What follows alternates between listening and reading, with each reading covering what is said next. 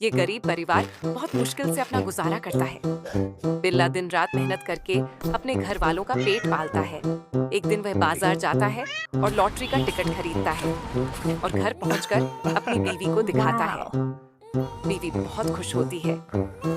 अगली सुबह जब बिल्ला घर साफ कर रहा होता है, तब उसे पता चलता है कि वह लॉटरी जीत गया है। इस परिवार की खुशी की कोई हद नहीं होती। उन्हें खूब तालियों से नवाजा जाता है। फिर बिल्ला एक आलीशान घर खरीदता है और बिल्ला अपनी बीवी के साथ गाड़ी की सैर करता है।